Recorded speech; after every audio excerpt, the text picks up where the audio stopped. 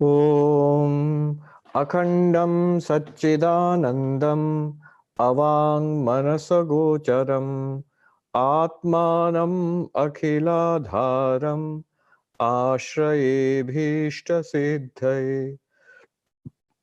I take refuge in the self, the indivisible, the existence, consciousness, bliss absolute, beyond the reach of words and thought, and the substratum of all, for the attainment of my cherished desire. We were on text number 152, I think. Let me just read it out. We have done it. I think we've read through it, but I'll just start from there because we missed a class last time, so the gap is quite a bit, and we tend to lose track of what we were doing. So this is text number 152. विशेषण विशेष्य भाव संबंधस्तु यथा तत्रैव वाक्ये सशब्दार्थ तत्काल विशिष्ट देवदत्तस्य अयं शब्दार्थ तत्काल विशिष्ट देव एतत् काल विशिष्ट देवदत्तस्य चान्योन्य भेद व्यावर्तकतया विशेषण विशेष्य भाव तथा अत्रापि वाक्ये तत्पदार्थ परोक्षत्वादि विशिष्ट चैतन्यस्य त्वं पदार्थ अपरोक्षत्वादि विशिष्ट चैतन्यस्य चान्योन्य भेद व्यावर्तकतया विशेषण विशेष्य भावः. So this is what we did last time. The second relation of Visheshana Visheshya Bhava is this. In the same sentence, this is that Devadatta. The meaning of the word that is Devadatta existing in the past, and the meaning of the word this is Devadatta existing in the present. They are contrary ideas, but they still qualify each other so as to signify a common object. Similarly, in the sentence that thou art that, the meaning of the word that is consciousness characterized by remoteness, etc. And the meaning of the word thou is consciousness characterized by immediacy, etc. They are contrary ideas, but they qualify each other so as to signify a common object. Okay, that sounds like gibberish, but actually it's not very difficult. What we are trying to do here is to understand the great sentence, Mahavakya, Tattvam Asi, that thou art, which is the essence of Advaita Vedanta.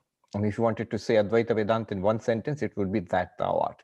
And we know enough by now to we understand that what they mean by this is that I am Brahman, I am that ultimate reality. In some way, I am that ultimate reality. I am not this little person, or at least not just this little person. But the thing is, it's not that simple. When we take up the sentence, that thou art, we see to understand that sentence, we have to go through quite a bit of trouble, actually. When we take up the sentence, we are told that we have to go through 3 steps, a process with 3 stages or steps in order to get the final meaning that you are Brahman. To get that meaning, we have to go through these 3 steps. Why? What are these steps? Why do we at all have to go through that? As we go through the steps or these stages, we realize the importance of these stages. The 3 stages or 3 steps are Samanadhikaranyam. Number 2, first one is Samanadhikaranyam.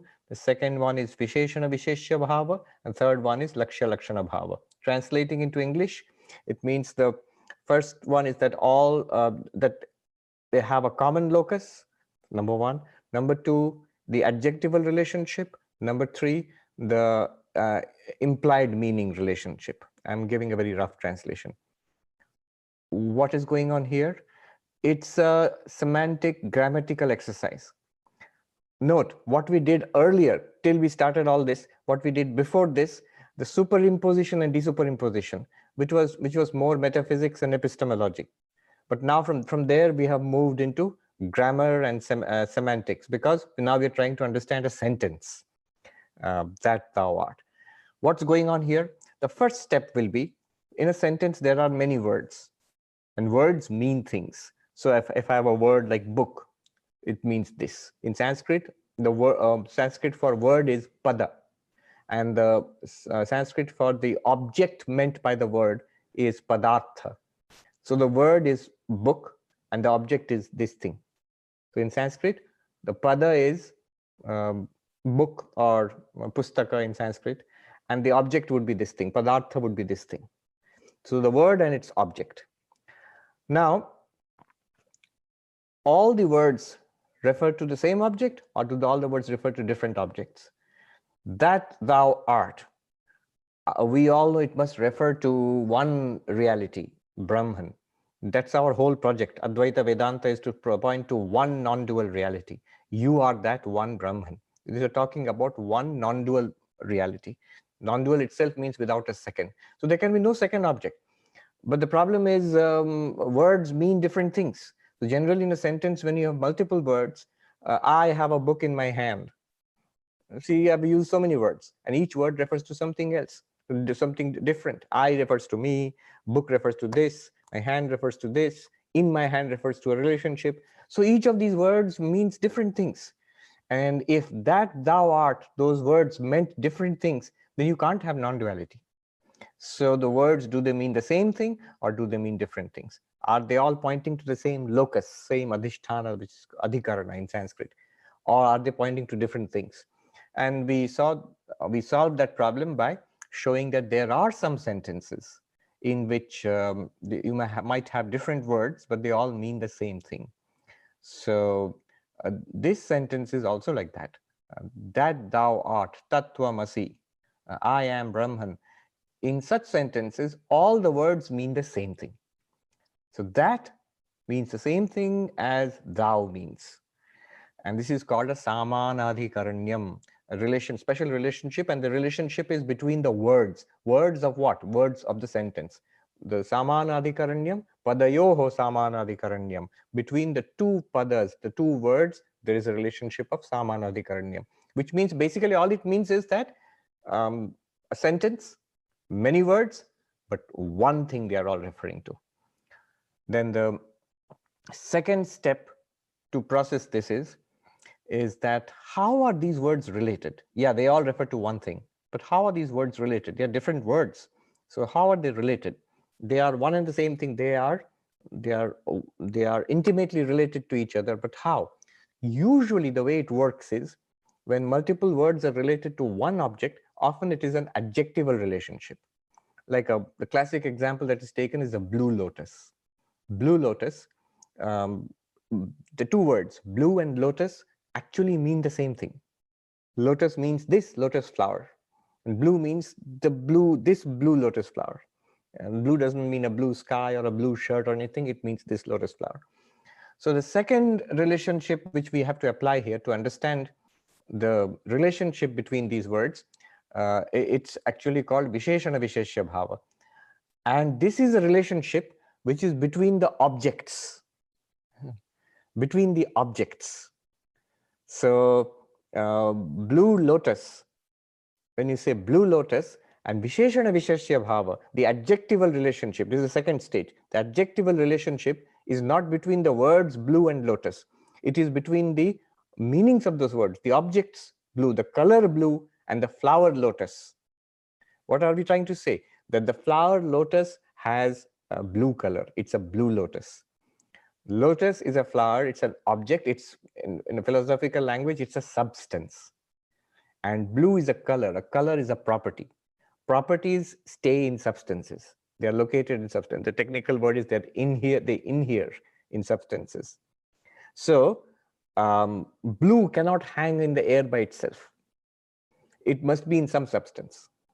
So the relationship is substance and property. Substance and property. What's the substance? Flower, the lotus. And what's the property? Blue. It's just a fancy way of saying the lotus is blue. So this is the second relationship, blue lotus.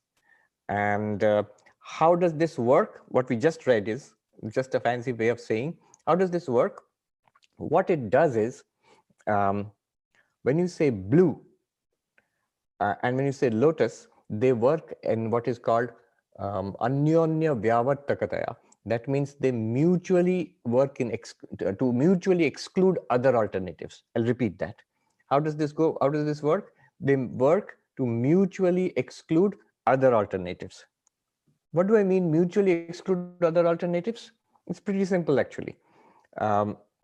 when I say blue lotus, when the moment I say blue, it means yellow lotus is excluded, and the red lotus is excluded, the white lotus is excluded, all other colors are excluded except blue. So blue means it excludes all other colors. And when I use the word lotus, that also works in the same way. It excludes every other blue object except the flower. So when I say lotus, I'm excluding blue sky, blue shirt, blue pen. All that it means is this lotus, blue lotus. So the word blue, when you use the word blue, it excludes all other colors. When you use the word lotus, it excludes all other blue objects except the blue lotus itself. So what are they doing? When they work together, they mutually exclude all other options. Nobody thinks in this way. If you ask, fetch me a blue flower, and there's a plate of flowers, and fetch me a blue flower, nobody's thinking, now I must mutually exclude all other alternatives and then select. But that's what we do actually. That's how we locate something. When you specify, give certain properties, that's how we locate, we narrow down the options and select one thing. So this is the second relationship, Visheshana Visheshya Bhava. And remember, all of these we are applying to what? To the sentence, that thou art. Let's not forget, let's not be confused with blue lotus or the other example. So I am Devadatta, this is that Devadatta, and so on. Those are examples. All we want to do is understand that thou art. Now, one more step is remaining, and that is called Lakshya Lakshana Bhava, implied meaning. How does that work? We will see in the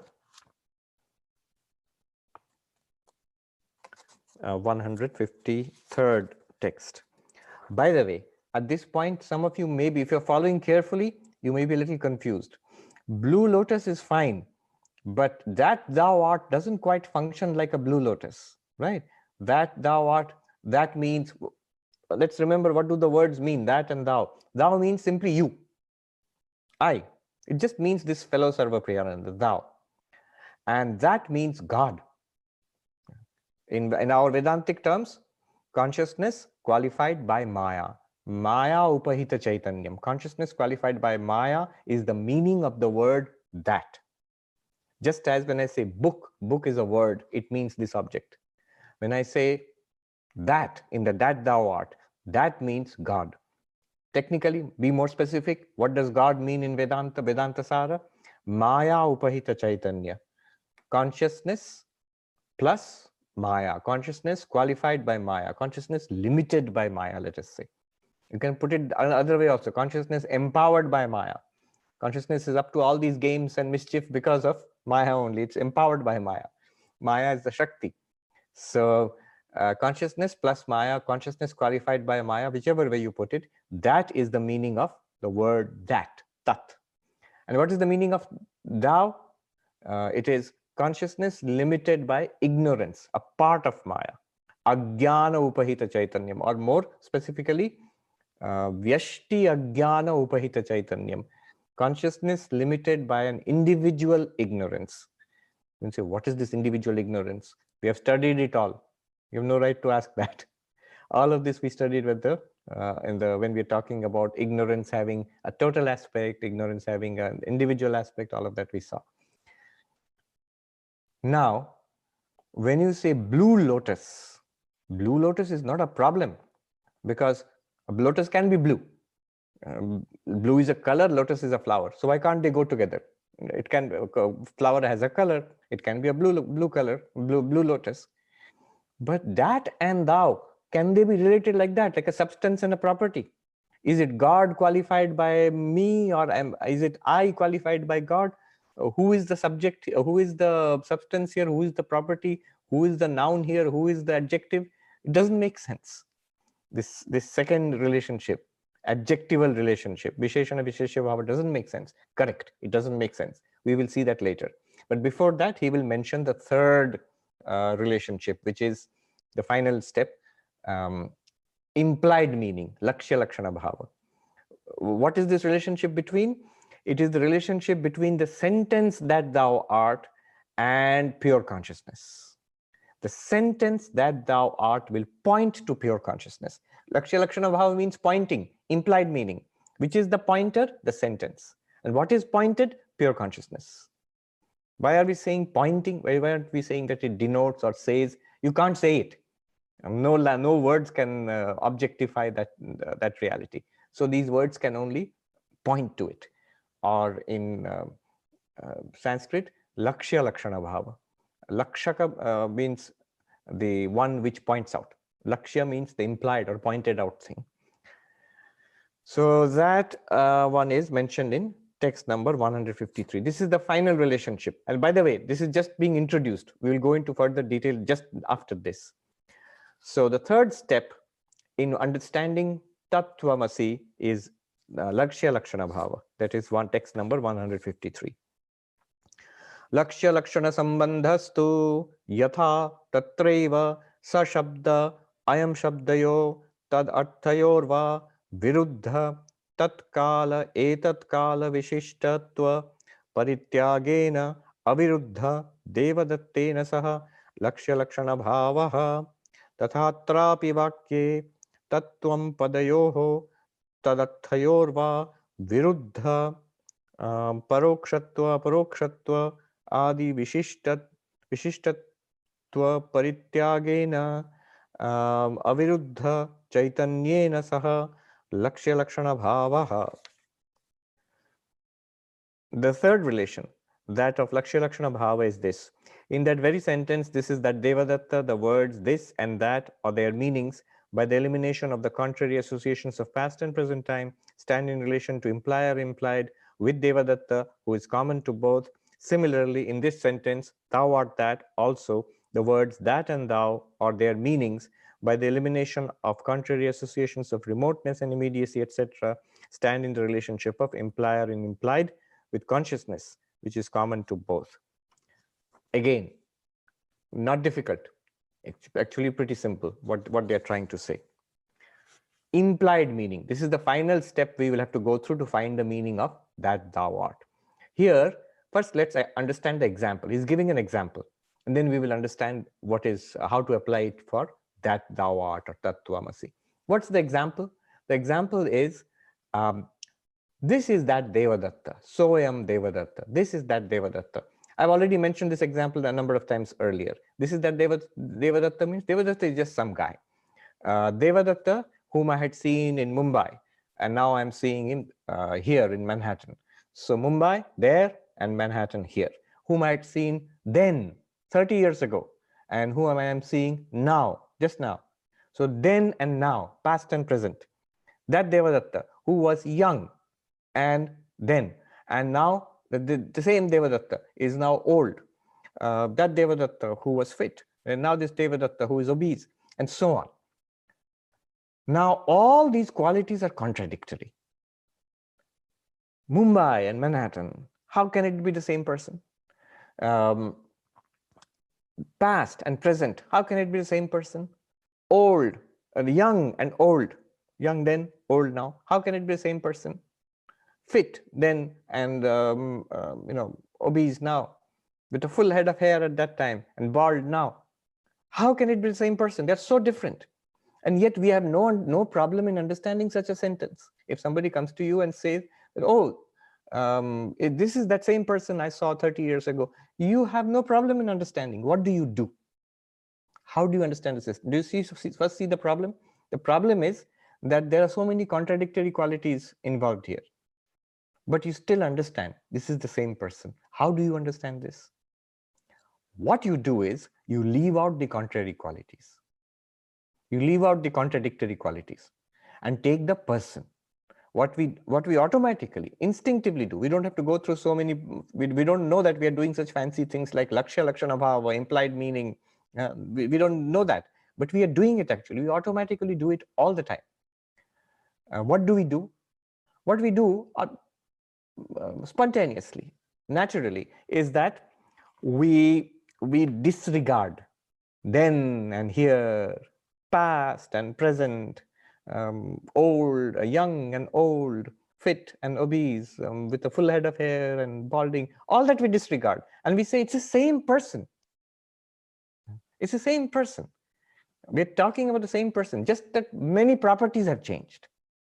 Place has changed, time has changed, properties have changed, the look has changed, all of that has changed. But we say it's the same person. So all of it points to one person. We disregard contradictory qualities and we find out the common reality underneath it. So this is an example. And we always do it. We use it so many times in our daily life. Exactly like that, you have to do it for that thou art. That thou art, they're contradictory qualities. That God is you.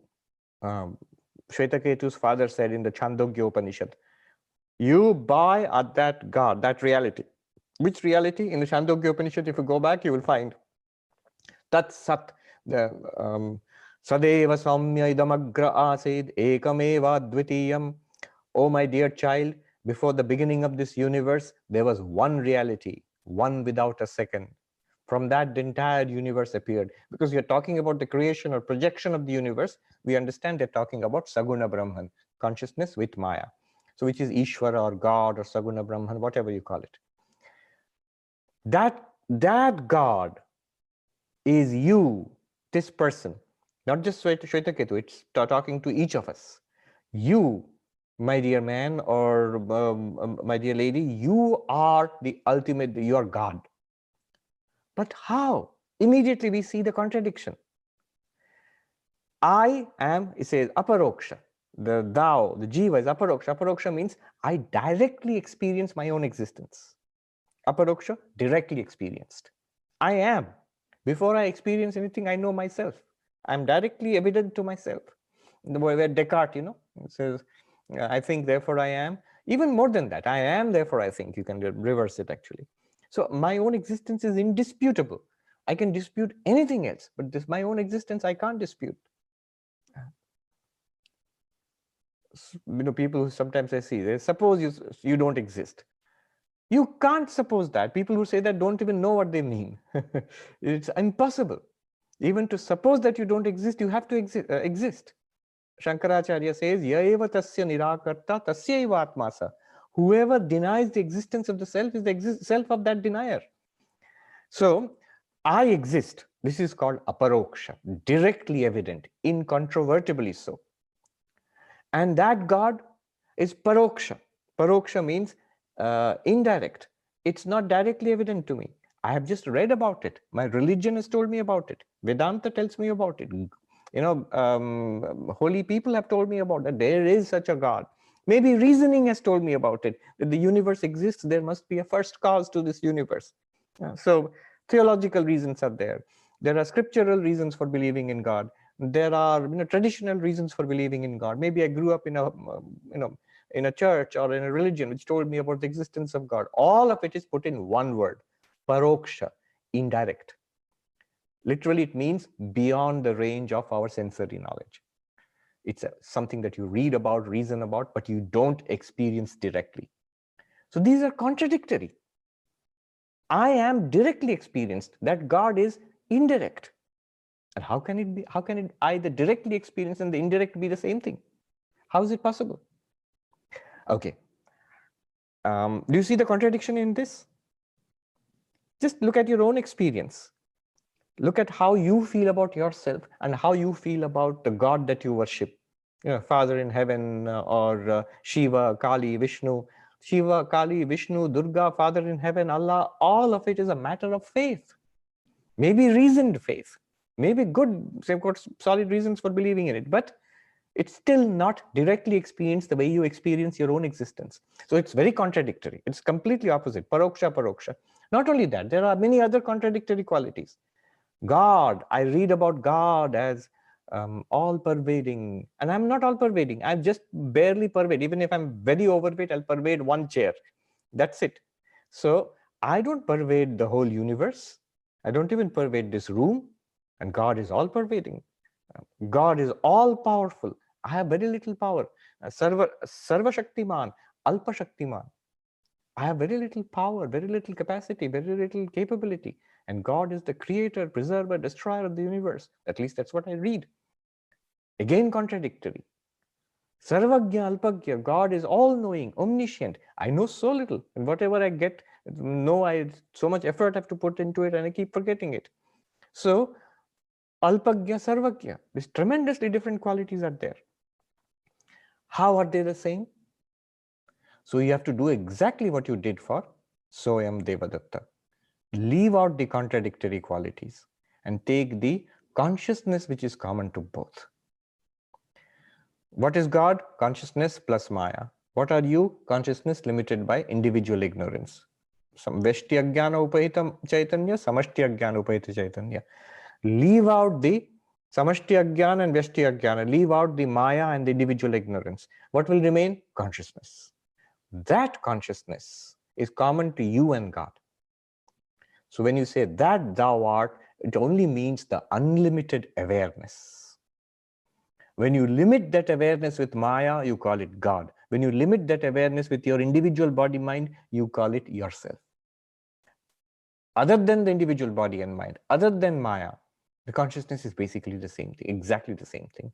That is the meaning, implied meaning of that thou art. It's something really worth thinking about. This is the door to enlightenment. We'll see how it's applied later on. But every Advaitic text does this. This is just setting it up. It sounds very theoretical. It's not theoretical. It's actually talking about something very vividly available to all of us all the time. We just don't know it. All right.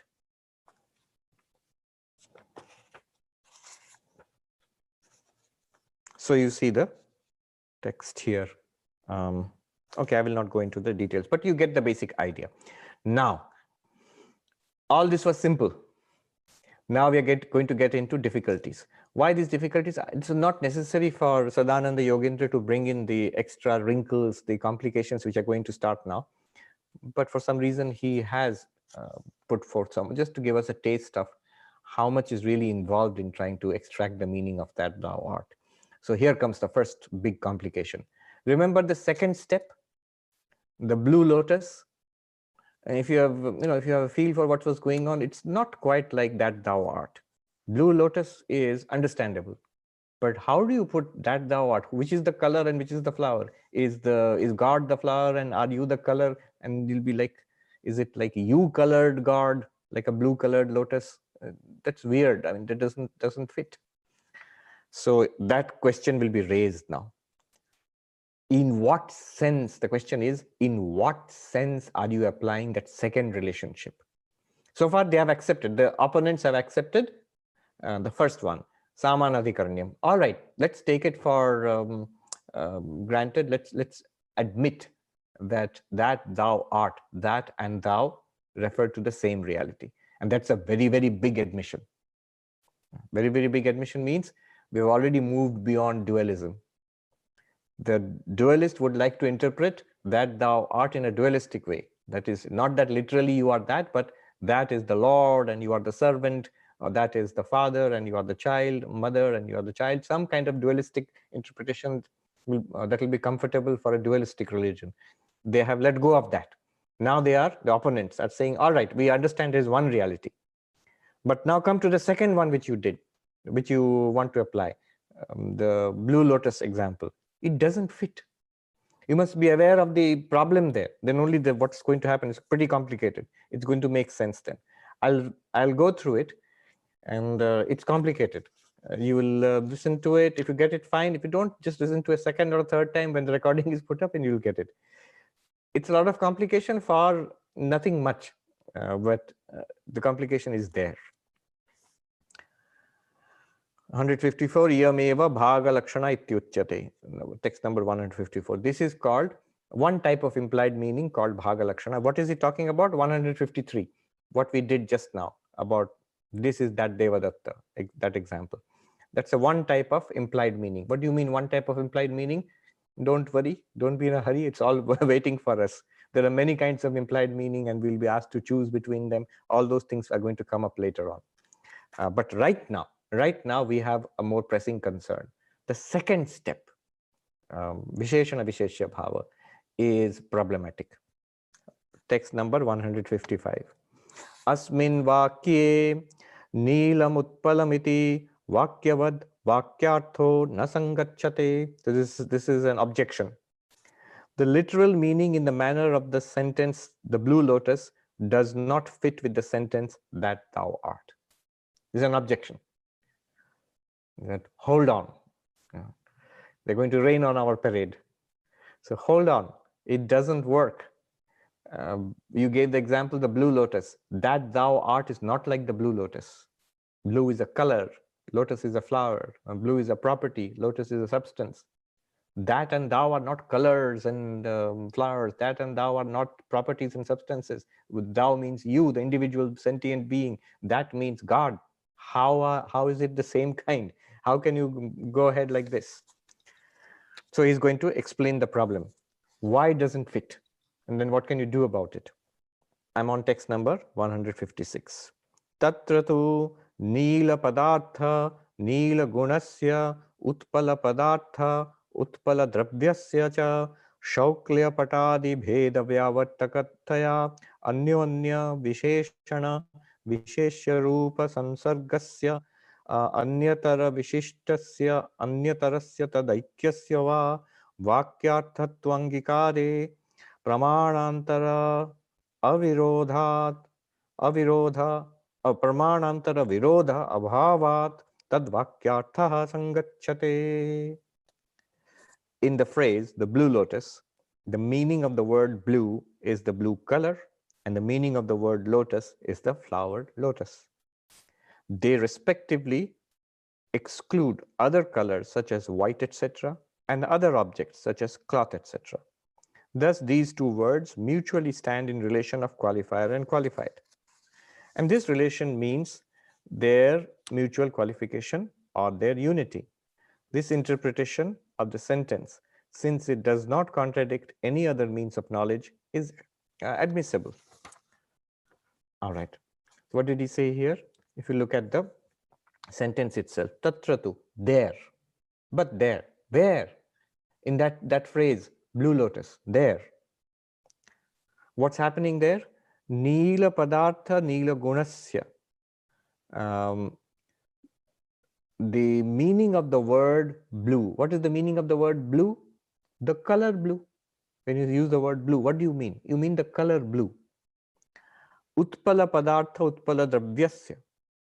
The meaning of the word flower, the word flower and the meaning of the word flower. The meaning of the word flower is what? That lotus, that flower. So, what do? Anyanya vyavartika. They operate to mutually exclude other meanings. They operate to mutually exclude other meanings. Other meanings means the color blue. The moment you mention blue, it excludes he writes here, shauklyadi, white, etc. We have discussed this already. It's nothing new.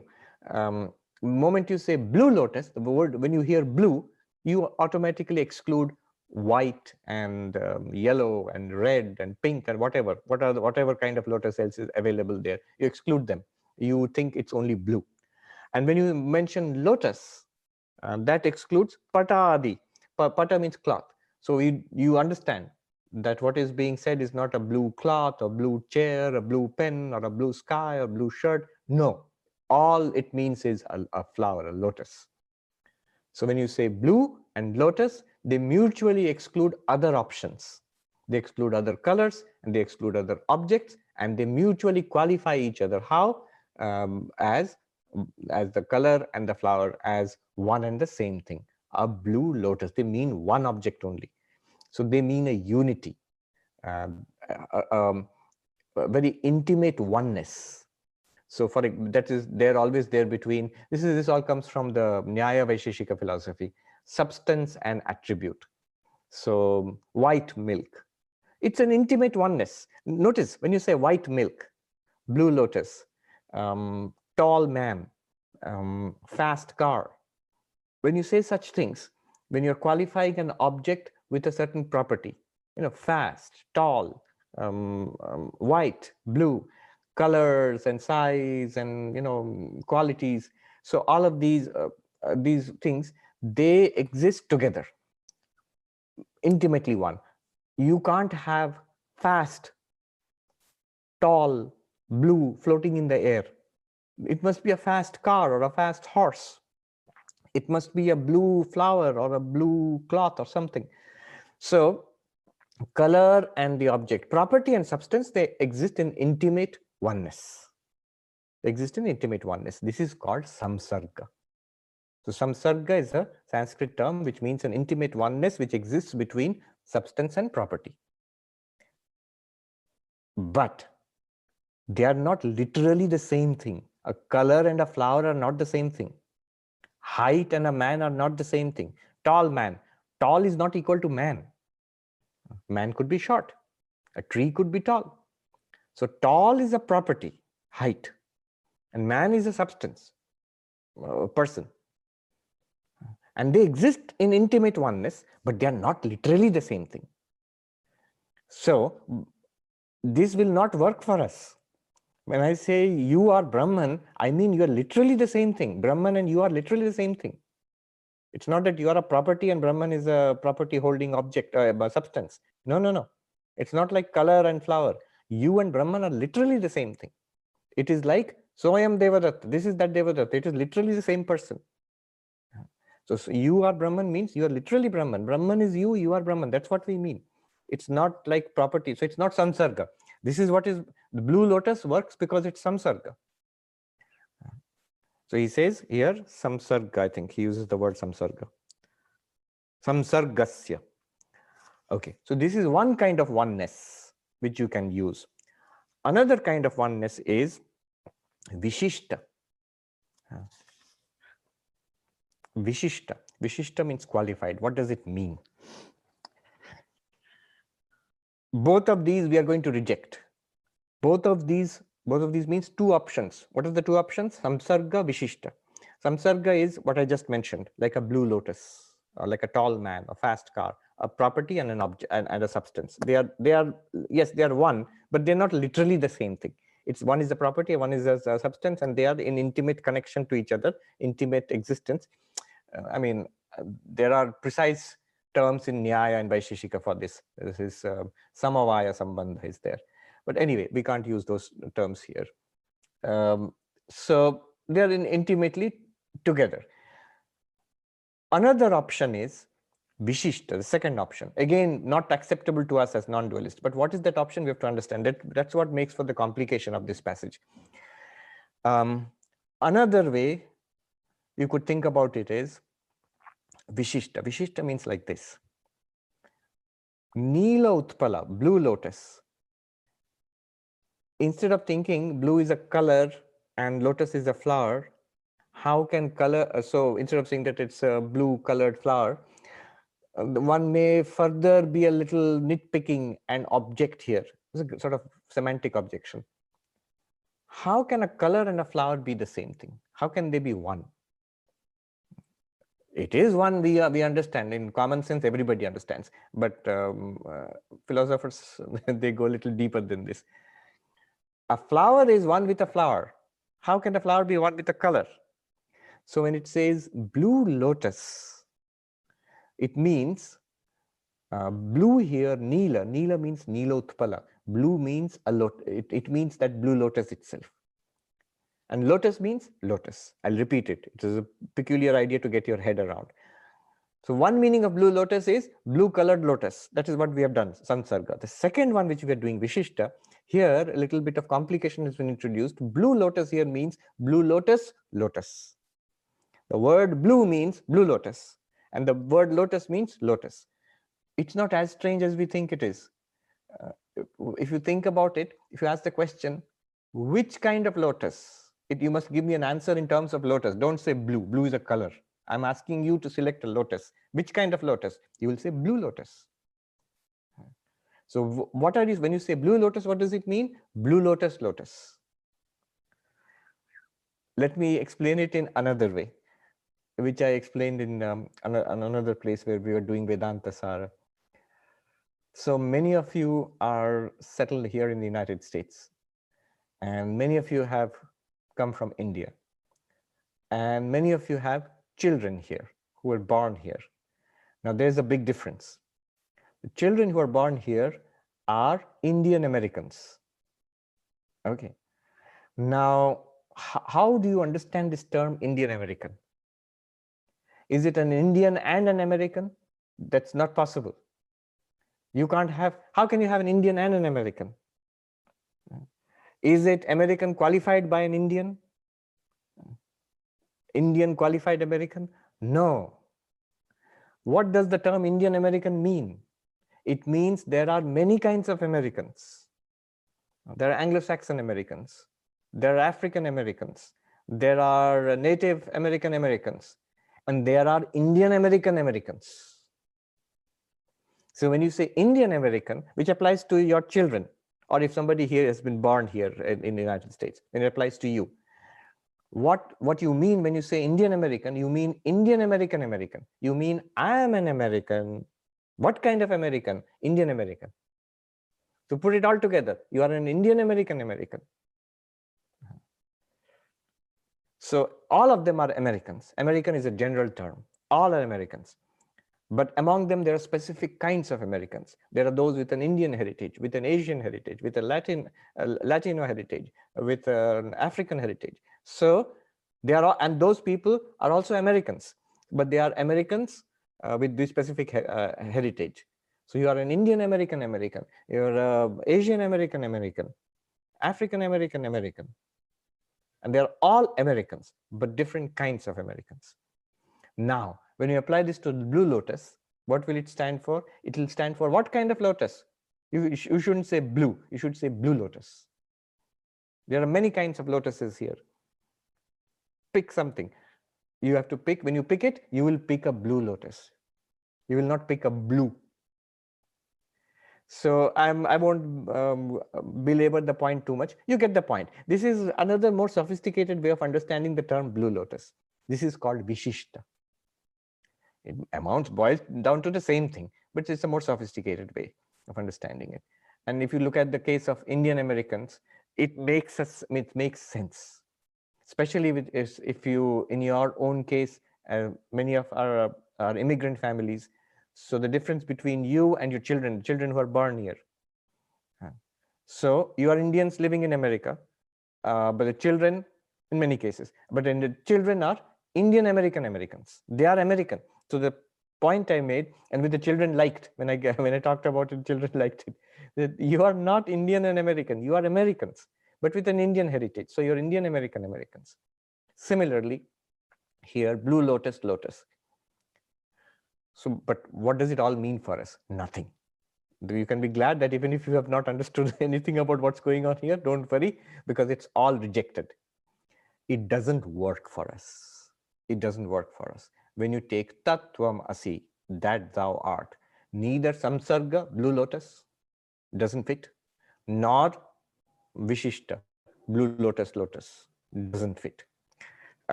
Why doesn't it fit? Because of this. Take Tattvamasi, that thou art, which is the adjective and which is the noun, which is the substance and which is the property. Is it is it God qualified by you, or you qualified by God? In the case of Blue Lotus, it's very, very clear. It's a lotus qualified by the color blue. Or even more details you want to go, it's a lotus qualified by Blue Lotus. Blue Lotus, Lotus. But that thou, God and individual, how will you do that? You might even press further and say, why? What's wrong? Let it be like Blue Lotus, God qualified by individual. I'm an individual, and I am like an adjective, and God is like the noun. God is the substance. I am inhering in God. It won't work. Why? Blue Lotus fits easily because blue is a color and lotus is a flower. But if you and God try to fit in like that, it will not work. Why not? Because all powerful and little powerful, can they go together? Then what will be the combined entity? Blue Lotus combined entity, understood. All powerful, little powerful consciousness. How is it possible? I am less pervasive. God is all pervading, omnipresent. I am not omnipresent. Minimally pervasive and a maximally pervasive consciousness. How? How can the same thing be all pervading and minimal pervasion? How can the same thing be extraordinarily powerful, supremely powerful, and powerless? Sarva Shaktiman and Alpa Shaktiman consciousness. How is it possible? See, you can say big blue lotus, because the blue and the big, they don't contradict each other. A flower can be big and it can be blue. But can you say big small lotus? You can't say that. Can you say blue white lotus or blue red lotus? You can't say that. Can you say blue fragrant no smell lotus? How can it be fragrant and no smell at all at the same time? It cannot be. So the same consciousness, you cannot describe it as all powerful and minimally powerful. You cannot describe it as all pervasive and minimally pervasive. You can't describe it as paroksh. Most direct, the most clear objection would be paroksha, paroksha. My own existence I feel directly. Directly felt consciousness and indirectly believed in consciousness, they are the same consciousness. How? So contradictory qualities cannot be affirmed of the same locus. So when you try to say that thou art is like the blue lotus, no, it doesn't work. Neither what do you call it, samsarga nor vishishta. Does not work as a blue lotus, does not work as a blue lotus, doesn't work. Then how does it work? What do you want? The opposition is asking us, because we are going through this second stage. So how are you guys applying the second stage? These are the only two options we have got. So we are applying the second stage in this way. We means Advaitins. We want a third way of applying this second stage of Visheshana Visheshya Bhava. Here all that we want from Visheshana Visheshya Bhava is not adjective and noun, not property and substance. We just want that first thing. What it does, mutually excludes other things. Mutually excludes other things to give one uniform meaning. Akhanda. What meaning do you want? We don't want samsarga, intimate contact. We don't want vishishta, blue lotus. But what do we want? Akhanda, one indivisible reality. How will you do that? We use it to exclude. Remember when I said blue lotus, it does mutual exclusion. Blue excludes all other colors, lotus excludes all other entities, and then they qualify each other as a blue lotus. We want that property. How? Here is the beauty of it. You'll see why all this abstract reasoning, what it points to really, a very grand idea. When it says you are Brahman, that thou art, we say you are Brahman, we mean by that you are nothing but Brahman. All the other things are excluded. You are Brahman means you are not the body. You are not the mind. You are being awareness. When I say Brahman is you, it should exclude Brahman is not. We don't, by Brahman, we don't mean Shiva, Vishnu, Kali, Father in heaven, Allah, unless they are you. If there's something apart from you, then we don't mean that. We mean only you. When I say you are Brahman, we mean you as consciousness and consciousness only. When I mean Brahman is you, I mean Brahman is you and you only, you the consciousness, not Allah, Vishnu, Maheshwara, Durga, Kali, unless they are in some sense one with you. Do you see that? What a tremendous thing we are saying. What we are saying here is the second stage is saying you are nothing but God. And even more radically, God is nothing but you, the real you. If you put them together like this, then it becomes the meaning which we want to express. We don't want to say one is the property of the other. Property of the other, it contradicts. That funny story is there. One gentleman wanted to go to a party. He was going with his wife and he was wearing smelly socks. The wife said, "What is that awful smell?" "Oh, you haven't changed your socks. Put on fresh socks." And so they went to the party. And in the party, that awful smell was there. So the wife came close to the husband and whispered, "I told you to change your socks." And the husband said, "I did." And then the wife said, "But where is the smell? How's the smell coming?" "Oh, those socks are in my pocket, the old ones." So the bad smell will not go away if you put the socks in your pocket. Similarly, if you make Jiva, the sentient being, as the Jiva is, a property of God. God is omniscient, omnipotent, fine. But if the jiva is still there as the jiva, then the bondage and the smallness and the powerlessness and the helplessness, that smell will still be there. Along with the infinitude of God, it will not work. You have to leave aside the qualities imposed by Maya and take consciousness only. How will you do that? Jiva means nothing other than Brahman, and Brahman means nothing other than Jiva means what? Then you have to leave Brahman and Jivas, separate the qualities aside and mean consciousness only. They mean together, when you put them together, they will mean consciousness only. So this is what has been said so far. Let me just see the next text, 157. So 157 says this. Why it doesn't work? Trying to put it like Blue Lotus. That thou art is not like Blue Lotus. So that objection is putting forward.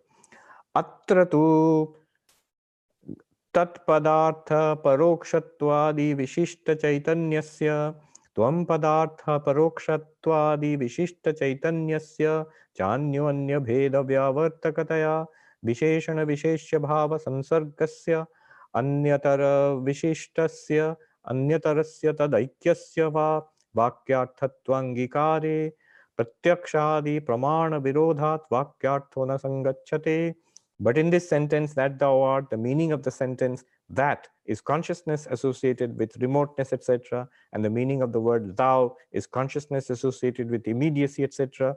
If it is maintained that these two ideas, since they eliminate their mutual distinction, stand to each other in the relationship of qualifier and qualified, meaning their mutual qualification or the unity, it involves a contradiction with direct perception and other means of knowledge, and therefore is inconsistent. If I break up the sentence, you'll see it comes out very easily. All that I have said till now, it comes here.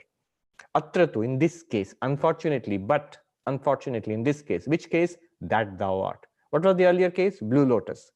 You can take it as a blue lotus, or you can take it as a blue lotus, samsarga vishishta, works. But unfortunately in this case, atratu, in this case, that thou art, tat padartha parokshatvadi vishishta chaitanyasya. The word that, it means consciousness associated with remoteness, God, whom we believe in and all that. Tvam padartha aparokshatvadi vishishta chaitanyasya. Thou, you, meaning that you experience your own existence directly. Anyanya bheda vyavartakataya. If you use the principle of mutual exclusion, setting everything else aside, and then you try to apply visheshana visheshya bhava, samsarga or vishishta, one of the two, like blue lotus or blue lotus lotus. What are you talking about? Are you talking about Jiva Ishvara or Jiva Ishvara Ishvara? Jiva is like blue and Ishvara is like lotus. So blue lotus, Jiva Ishvara. It doesn't work. They are totally different. You can't put them together. And so this is why these discussions are important. One reason is that the dualists, when they continuously accuse non-dualists of sacrilege, blasphemy, you are saying you are God. They have a point. They are looking at it this way, that you are you. God is God. How can you say you are God? This is crazy. And see, that's what we're dealing with, that issue here. We don't mean that. He says samsargasya and vishishtasya va, that's what that part is I'm just skipping that part. Vakyarthatva angikare. To take the meaning of the sentence, angikara means to accept the meaning of the sentence. Na sangachyate, doesn't work. It is not consistent. Why not? Pratyakshadi pramana virodhat. Because every instrument of knowledge opposes this oneness. I know directly with my own experience what I am. I know by reading books and hearing holy people and all what God is. It's clearly we are not the same. So we cannot be qualified like blue and lotus and things like that. So it doesn't work. Taduktam, he is quoting from Panchadashi here in support of what he just did. Samsargo va vishishto va vakyartho natra sammataha akhandaikarasattvena vakyartho vidusham mataha. Iti, this is from Panchadashi of Vidyaranya. all of what we discussed is summed up here. Therefore, it has been said in this sentence that thou art, the correct meaning is neither the union of the two ideas, that is samsarga, nor their mutual qualification, vishishta. The real meaning of the sentence, according to scholars or according to the wise, is an absolute homogeneous principle, akhanda ekarasa. How do you do that? As I showed. You are Brahman means you are not the body, mind. Notice when Shankaracharya sings Chidananda Rupa Shivoham, before that, what does he do? Mano buddhi ahankara chittani naham. I am not the mind, not the intellect, not the memory, not the ego. Then the sense organs, I am not the five elements. Then only he can say Chidananda Rupa Shivoham. So, and God also. By God, I don't mean a deity who is away from me, who is a different entity called Shiva or Vishnu or something. So God is also nothing different from me, and I am not something different from God. In that sense, one homogeneous entity is being referred to here. Okay, so that is what did we do now? We solved one, we just hit one road bump on our way to being one with God or seeing our identity with God. The road bump was the second step. How do you use qualification, the adjectival relationship? This is how we use it. Not in the sense of blue lotus, in the sense of this is that Devadatta. We'll use it like that. This is that. And then more details will come in the next class. Okay, so this is where we are. Let me see, there's activity in the chat.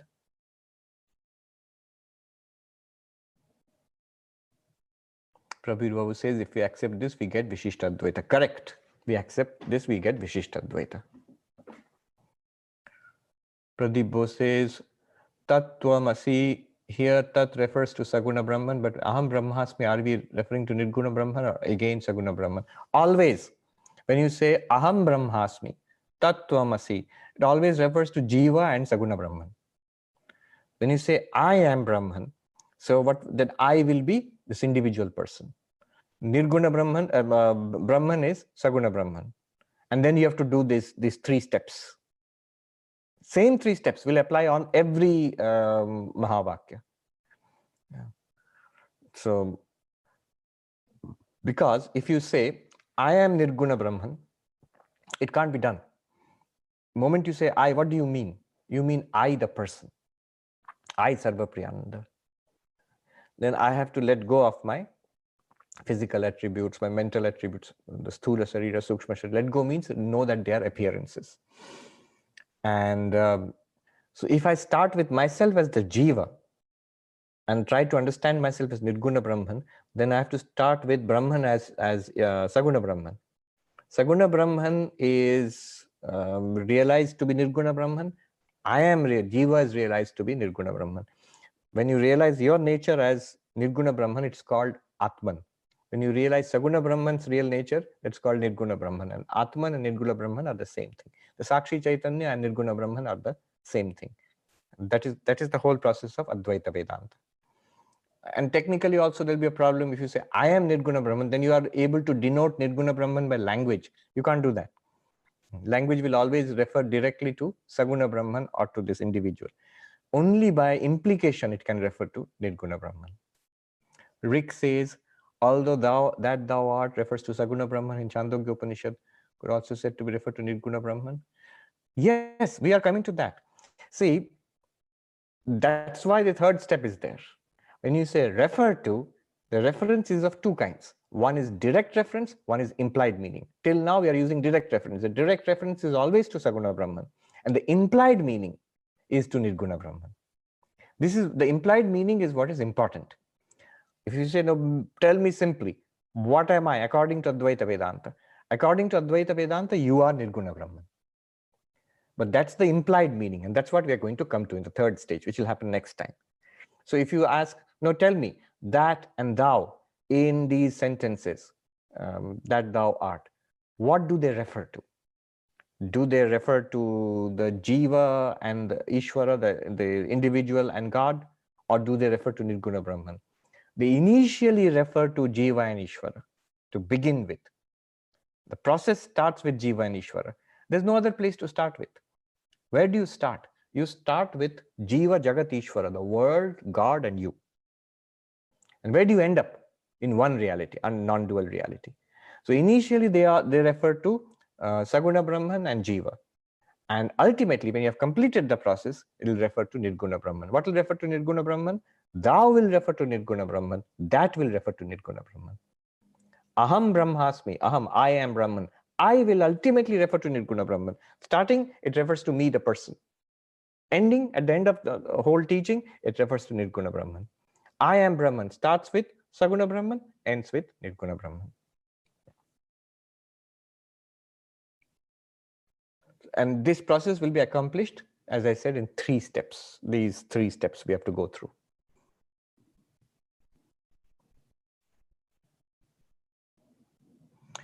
If you just think about it quietly, why can't you simply state that I am Nirguna Brahman? Think about what is meant by Nirguna Brahman. You can get no objective meaning for Nirguna Brahman. You can point to Saguna Brahman, that which is talked about by all the religions of theistic religions of the world, that which is the object of my devotion, my worship, my meditation, my adoration, my faith, Saguna Brahman. Nirguna Brahman, you can't refer to it directly, but it's the reality. Language can't refer to it directly. Then Shweta is asking, intuition is aparoksha, paroksha. Intuition is aparoksha. Intuition is aparoksha. The kind of intuition that I mean here, that is meant in Advaita Vedanta, that is aparoksha. Intuition may be of many kinds. There can be an artistic intuition. There can be a detective who sees by intention, this is the criminal. That's a different kind of intuition. But the spiritual intuition which we are talking about here, the highest, that catching, I am that is the aparoksha. That's always aparoksha. Your very nature is aparoksha. Punita ji is asking, is the sheer simplicity of the sentence that makes it hard to accept and live by? Sheer simplicity, yes. The difficulty of the statement is the sheer simplicity, I would say that. You might say, well, what's simple about it? It might be simple to Punita ji, but everybody is saying, what is she talking about? It's so complicated. Actually, it's not complicated. It is wonderfully simple. Everything else is complicated. All complications are based on this. This is really simple. But then that's why it's very difficult to catch. And hard to live by. Once you catch it, then you will live by it. But living by it is called Jivan Mukti. When you get it and you live your life accordingly, that is called freedom while living. Shiva Priya is asking, hence you have to pass through Saguna to reach Nirguna. What is non-dualistic without dualistic? All inclusive is Brahman. Why complicate it? We are dualistic by existence. No, we are non-dual by existence. Consciousness with Maya is my ignorance. So as soon as I know that ignorance, it is inclusive. I don't know. When you try to put this in the framework which we have learned. That is the purpose of this framework. See, all throughout last few months, we have been learning definition after definition after definition, right? So that you can even put these statements in clear terms using these definitions. Nitin says, the mantra in Chandogya Upanishad that includes Tattvamasi as Mahavakya refers to the Atman Nirguna Brahman as Tat. Also, the that in I am that refers to Nirguna Brahman. So why do we have to take that as Saguna Brahman and explain the meaning of Tattvamasi in an implied way? Why can it not be taken as same as Jiva Brahmeva Napara? Is it to settle an argument of an opponent? As I said, all this time we have been discussing this. First of all, you cannot directly refer to Nirguna Brahman by language. And if you look at the original Chandogya Upanishad, Tat does not directly refer to Nirguna Brahman. If you go to the 6th chapter of Chandogya Upanishad, what does it say? Sadeva samya idamagrasi. When it says that thou art, what is that? It's already something that Shwetaketu's father has been talking about. Many times he has mentioned it. And he's always mentioned it as the source of the universe. But what is the definition of God in Vedanta? In fact, in all theistic religions, as the creator of this universe. So that means the creator of the universe. You means the individual. And the two terms will be equivalent or identical only when you see that that is pure consciousness and you are pure consciousness.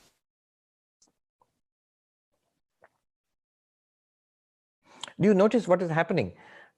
If you say, I am Brahman, I am Nirguna Brahman, and then we have got two terms, Nirguna Brahman in one term and I. What do you mean by that I? You must start with yourself. Otherwise, this is all a method of teaching, right? If you already realized your Nirguna Brahman, all this is not necessary for you. But if you have not realized Nirguna Brahman, then what do you think yourself to be? What does the I stand for? The Tvam, thou stand for. Thou is the pada. Padartha means object. Book is the word.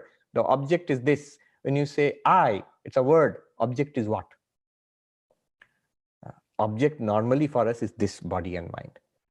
And then you have to go through the process of Drigdrishya Vivek or Avasthatraya, something like that, and finally arrive at Nirguna Brahman. If you're doing that kind of torture for the term I or thou, what about the term Tat? It must also go through a similar kind of process. This is called Tattvam Padartha Shodhana, analysis or inquiry into the terms that and thou. Even in the terms of symmetry, you will find it strange if you only apply the analysis to the term thou and leave the term that alone. Both must be analyzed to reach common reality. And yes, is it to settle an argument of an opponent? All those arguments, as you can see, are being settled on the way. It's all on the journey.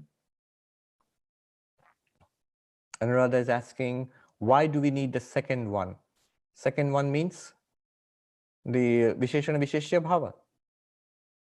Because this is how we normally, first of all, when you have these identity statements, they usually are of the form blue lotus, white chalk, and so this is how this is where most people stop. So it comes on the way. Now, for us, as we said, we are rejecting the normal application of this second step. The normal application is Sangsarga or Vishishta. Both do not apply to us. Neither blue lotus is applicable to us, nor blue lotus is applicable to us. They have nothing to do with that thou art. But in one sense, it is applicable. That is the sense which we took. We just said akhandartham. That means by the word tat and by the word tvam, we exclude every other possibility. What I normally think by the word I, the body, mind, that is excluded, because I am Brahman. A Brahman is not a body or mind. And by the word Brahman, God, what we mean, Shiva, Vishnu, Kali, Durga, that is all excluded, because what I want to say is that Brahman is nothing other than but you, the consciousness. It is not the individual consciousness, which is the little being you, but is also not the cosmic consciousness, which is consciousness plus clothed in Maya and the cosmic mind and the Ishvara, Hiranyagarbha, Virat, not even that. You see how it is, all this we are discussing is coded into Om. Om. A-U-Ma. A-U-Ma, the three components of Om and the silence beyond that. A-U-Ma. The individual is the waker, the dreamer, and the deep sleeper. A-U-Ma. And the real you is the silence beyond the waker, dreamer, deep sleeper, is the consciousness which is the witness of waker, dreamer, deep sleeper. The cosmic is in the waking state, it is Virat, the entire universe, consciousness plus the entire universe. In the dream state or subtle state, it is consciousness plus cosmic mind, Hiranyagarbha. In the causal state, it is consciousness plus Maya, Ishvara. But beyond Virat, Hiranyagarbha, Ishvara, beyond the gross, subtle, and causal states, is the reality, which is the silence beyond Uma. In that silence, the cosmic and the individual, you and God, are one reality, which is pure consciousness. All of what we are discussing is all encoded into Om.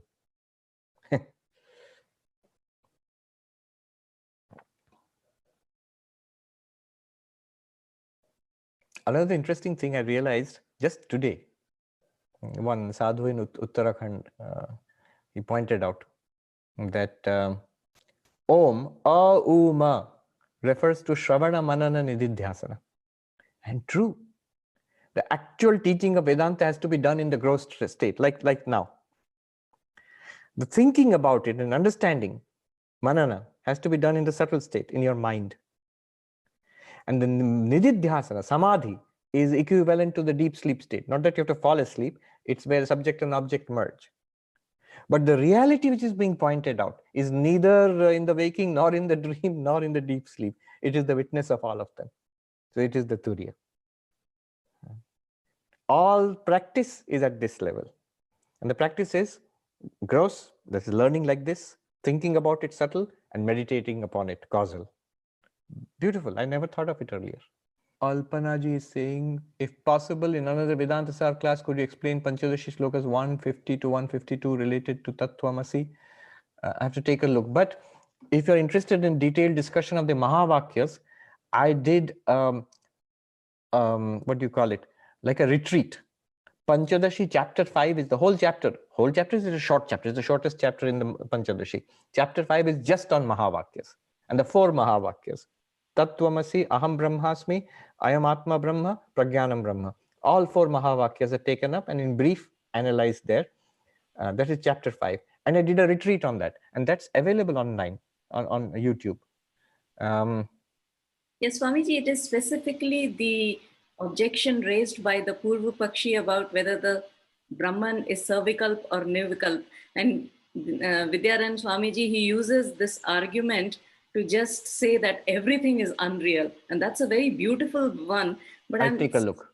I'll take a look next time. Yeah. Thank you very much. Praveer Babu is saying, isn't it more easily explained by using Jahat Lakshana as you had done? And you taught this at Hollywood. Yeah, that's coming next. The type of Lakshana. Lakshana means implied meaning. We have not done it yet. We are going to use that in the next, the third stage. Lakshana means implied meaning. And that implied meaning is going to come now. Sridhama says, one level above the common denominator, which is consciousness, there seems to be another common denominator, which is ignorance. Correct. At the level of ignorance, this is the causal state, Karanavastha. At the level of ignorance, we are saying Ishvara and Jiva are contradictory. But they seem like part and whole. Correct? Isn't it like Vyashti part of Samashti, like tree and forest we saw earlier? Correct, correct. But that's at the level of ignorance already. At the level of ultimate reality, they are not part and whole. They are exactly the same. The part and whole relationship comes only when you introduce Maya. So it's not that Ishvara and Jiva are part and whole. Consciousness is one and the same, but it is their upadhis. Samashti Maya and Vyashti Ajnana, they are part and whole. And they tend to give the impression of a part and whole Ishvara and Jiva. So yes, when you introduce Maya, then the part and whole relationship is, it starts. That's where the differentiation starts between cosmic and individual. Even at the deep sleep level, notice, at the deep sleep level, it still does not feel like part and whole. It doesn't feel like anything. The subject and object are one. It's blank. But when you come to the subtle level and especially to the physical level, then the difference between part and whole is huge. I'm a tiny being as a body, and this is an enormous physical universe of which I'm a tiny, tiny part. As a mind, I'm one mind in a cosmic mind. In deep sleep, I'm at the causal level and it's part of the cosmic causal Maya, but that is only, it seems only theoretical because it doesn't feel like any difference is there. So Sridhama, important point you raised. So this relationship between part and whole, fine if you apply it at the causal level, but then the causal level is also false. It's an appearance. And what we're talking about, that thou art, is at the ultimate level, the paramarthika. Ultimately, is there a cause and is there a part and whole relationship? No. Is there a qualified and qualified relationship? No. It is identity. It is exactly the same thing. It is one undivided reality. Shravani has patiently raised her hand. So Shravani. I must say that there's a lot of verbal semantics going on and it feels like I almost getting lost.